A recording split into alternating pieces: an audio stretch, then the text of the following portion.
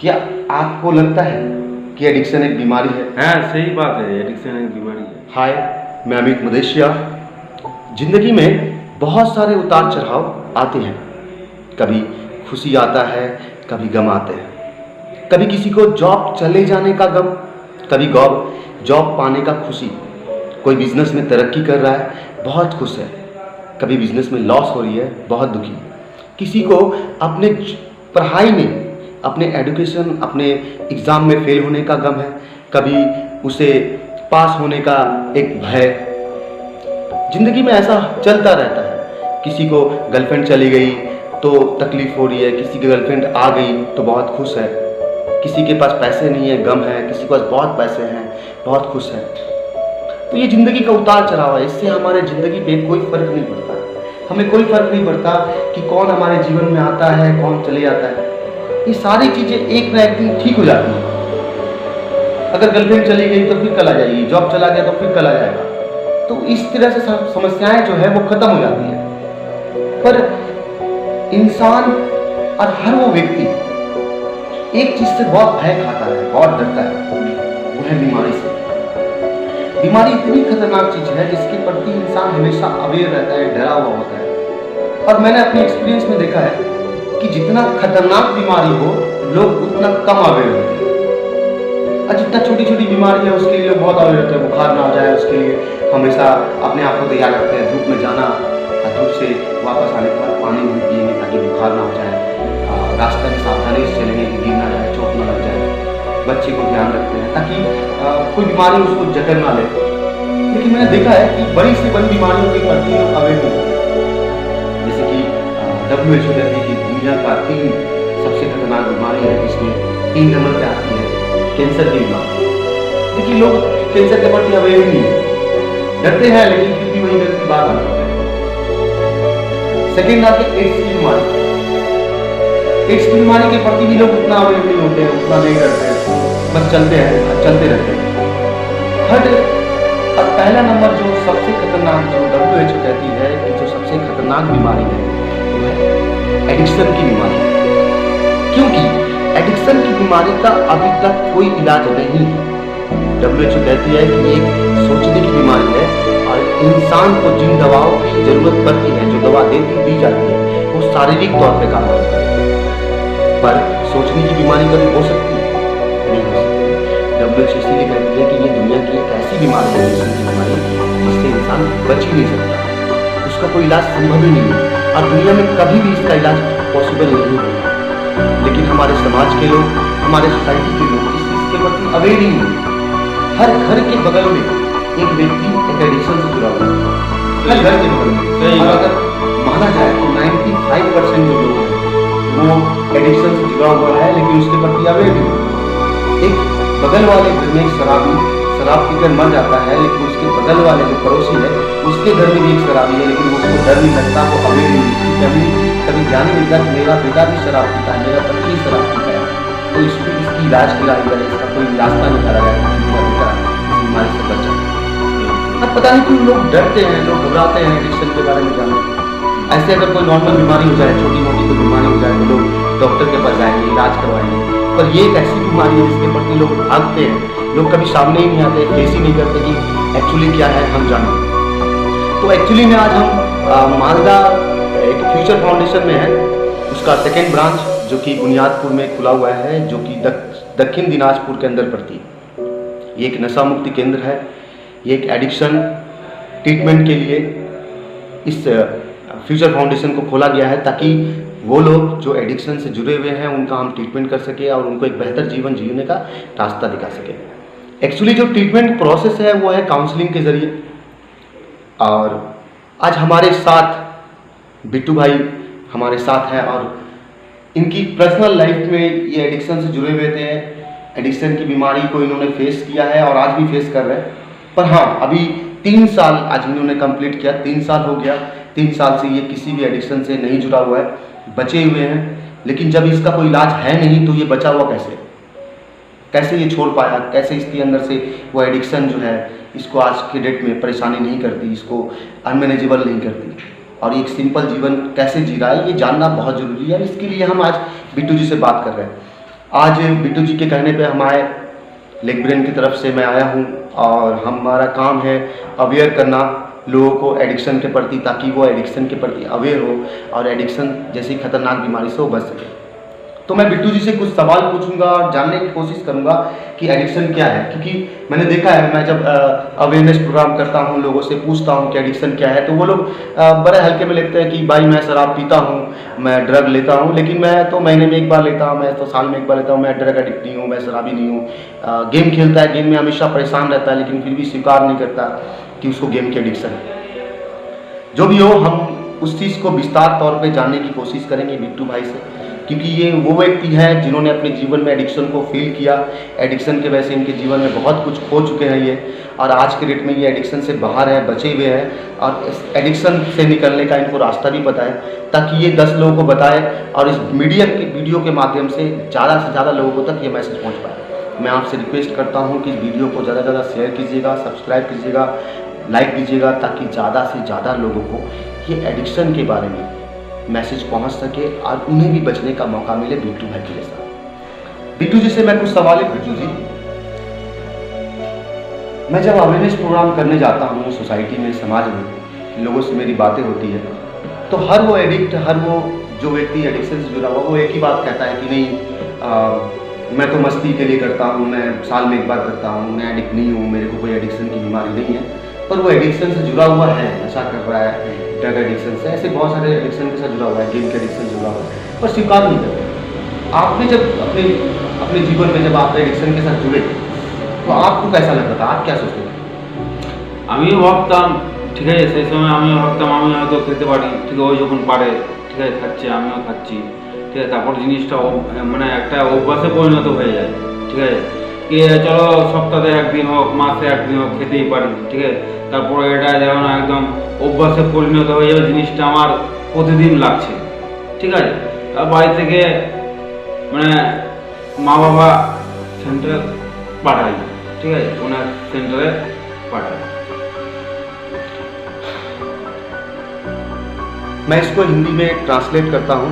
भाई कहना चाहते हैं कि इनको भी ऐसा ही लगता था कि साल में एक बार करते हैं, पार्टी के लिए करता हूँ, ओकेशनली करता हूँ, अच्छा लगता है, और इनको पता भी नहीं था कि ये जो अच्छा लगना, ये साल में एक बार करना, कभी कभी करना, ये एडिक्शन बन के इनके जीवन में आ जाएगा। ये कहना चाहते हैं कि एडिक्शन इसको इस तरह से पकड़ लिया था, जकड़ लिया था अपने साथ, कि जब भी कोशिश किया एडिक्शन से निकलने का, ये एडिक्शन से निकल नहीं पाया, और एक ऐसा वक्त आया जब इसके जीवन में कुछ और करना पड़ा।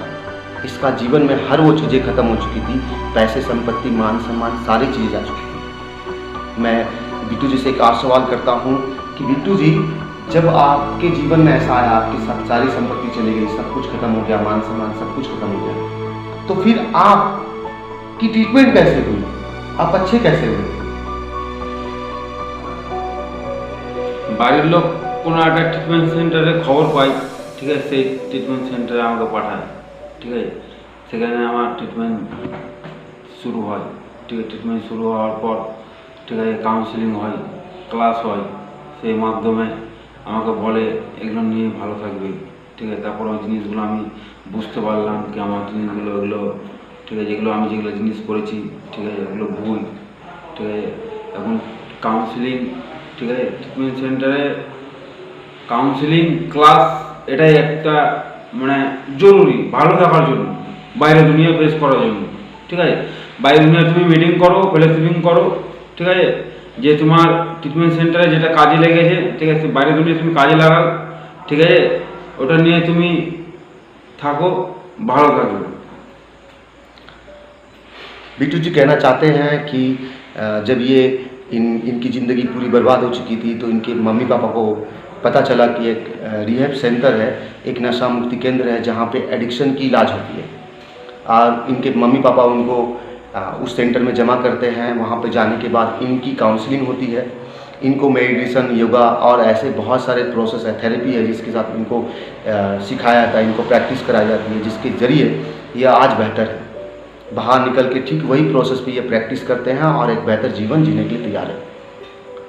मेरा एक सवाल और बिट्टू जी आपसे, कि चलो आप अच्छे हो, आप सेंटर से निकले, बेहतर ज़िंदगी जीते हो, इन सालों में जो 3 साल का आपका सफर है, मैंने सुना कि आप 3 साल क्लीन हैं, तो आप 3 साल से नशा नहीं कर रहे हो, 3 साल से कोई एडिक्शन से नहीं जुड़े हो, ये 3 साल कैसा गया आपके लाइफ में? आपने कैसे क्या क्या फेस किया? क्या बहुत आसान थी ये 3 साल? बहुत आसान था? बहुत মানে আসান বলতে কি সেরকম মানে প্রচুর কষ্ট হয়, ঠিক আছে, প্রচুর কষ্ট হয় বলতে কি প্রচুর কষ্ট হয়েছে, ঠিক আছে, মানে এরকম কষ্ট মানুষের লাইফে এরকম না আসে, ঠিক আছে, প্রচুর জিনিস ক্ষতি হয়েছে, ঠিক আছে, তা ওগুলো সব কি মেনে নেওয়া মানিয়ে নেওয়ার মধ্যে দিয়ে আমি ভালো আছি, ঠিক আছে। আমাকে ট্রিটমেন্ট সেন্টার রাস্তা দেখিয়ে দিয়েছে, ঠিক আছে, চয়েস তোমার, রাস্তা দুটো আছে, চয়েস তোমার, ঠিক আছে। খারাপ রাস্তাতে তুমি এতদিন চললে, ঠিক আছে, কোনো লাভ পেলে না, ঠিক আছে, এবার তুমি ভালো রাস্তা, একটু আগেই বললাম চয়েস তোমার, এবার আমি ভালো রাস্তাটা আমি খুঁজে নিয়েছি, ঠিক আছে। মা বাবা যেটাই বলে, ঠিক আছে, সেটাই শুনি, একটাই কথা, ঠিক আছে, তুমি তোমার মতন থাকো, ঠিক আছে, এতদিন তো করলে, ঠিক আছে, কোনো লাভ পেলে না, এবার তুমি ভালো রাস্তা খারাপ রাস্তা তোমার পছন্দ, তুমি চয়েস করে নাও, ঠিক আছে। এখন আমি সেই জায়গাতেই, ওই জায়গা ভালো রাস্তাতে আছি বলে আজকে দিন আমি 3 বছরে 4 বছরে 5 দিন 3 বছর পেরিয়ে। हिंदी में बताता हूँ।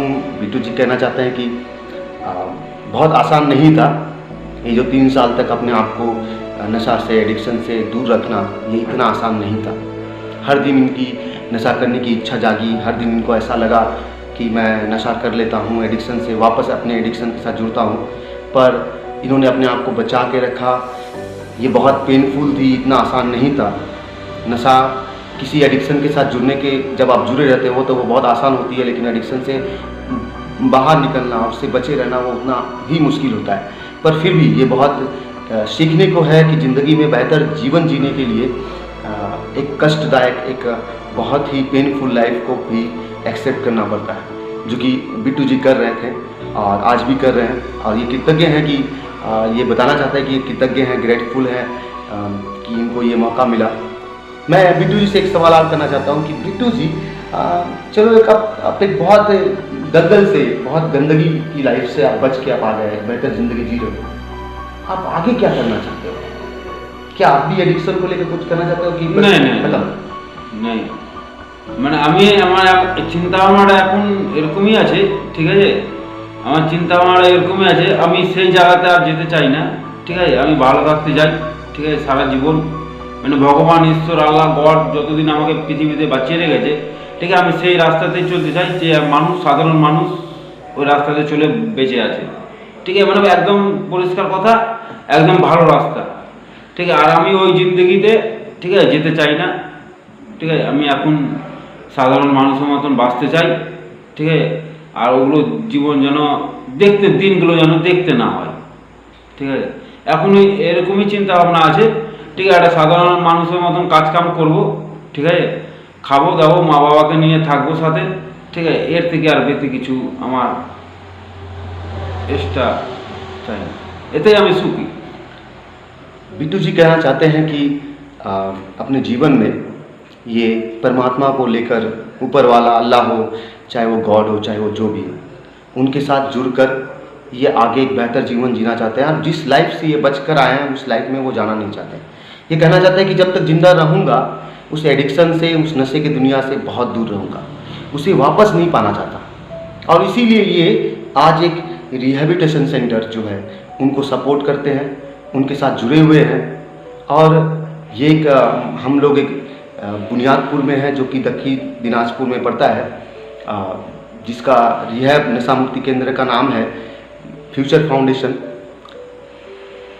मैं एक लेग ब्रेन की तरफ से हूँ और बिट्टू जी मुझे जानते हैं, और हमारा काम है लोगों को अवेयर करना, लोगों को अवेयरनेस देना। हम सेंटर में आते हैं, आकर सेंटर में वेरीफाइड करते हैं कि सेंटर में कैसा खाना है, क्या काउंसलिंग होती है कि नहीं, और जो काउंसलर है वो कैसे हैं, डॉक्टर आते हैं कि नहीं, डॉक्टर कैसे हैं, ये सारी चीज़ें हम वेरीफाइड करने के बाद उस सेंटर के साथ जुड़ते हैं और उससे चांस देते हैं, उसे मौका देते हैं कि वो और भी आगे बढ़े, और भी ज़्यादा लोगों को अवेयर कर पाए, उनको ठीक कर पाए इस काउंसलिंग के ज़रिए थे। हम 100% वेरीफाइड का सर्टिफिकेट देते हैं, जिससे ये कंफर्म होता है कि ये रिहेबिलिटेशन सेंटर जो है, जो जिसको हम फ्यूचर फाउंडेशन कहते हैं, ये बेस्ट रिहेबिलिटेशन सेंटर है आपके बच्चों के लिए, आपके परिवार के लिए। ये रिहेबिलिटेशन सेंटर में अगर आपने ट्रीटमेंट कराया तो मेरा विश्वास है कि आपका लड़का एक बेहतर जीवन जीने के लिए तैयार रहेगा, जिस तरह से आज बिट्टू भाई जी रहे हैं। ये बहुत मुश्किल था, इनकी लाइफ बहुत ही पेनफुल थी, बट ये प्रूफ करती है कि काउंसलिंग एक ऐसा जरिया है जिससे इस बीमारी से निकला जा सकता है।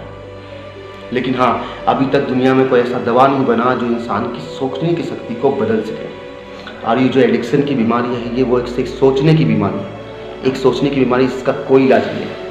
मैं बहुत कृतज्ञ हूँ कि मेरे दोस्त के रूप में मुझे एक बिट्टू भाई मिले, जिन्होंने अपनी ज़िंदगी में आगे का फैसला किया कि मैं इसी तरह रहूँगा, बचा रहूँगा, लोगों की मदद करूँगा और कभी उस ज़िंदगी, उस दलदल में वापस नहीं जाऊँगा ताकि मुझे उससे प्रॉब्लम हो। मैं आपसे और आपके हर परिवार से बस यही विनती करता हूँ कि एडिक्शन से बचें, अवेयर रहें। अगर आपके घर में या आपके घर के बगल में या आपका पड़ोसी अगर इस ऐसे एडिक्शन से जुड़ा हुआ है तो उसे बताएं कि एडिक्शन क्या है, एडिक्शन कितनी खतरनाक बीमारी है।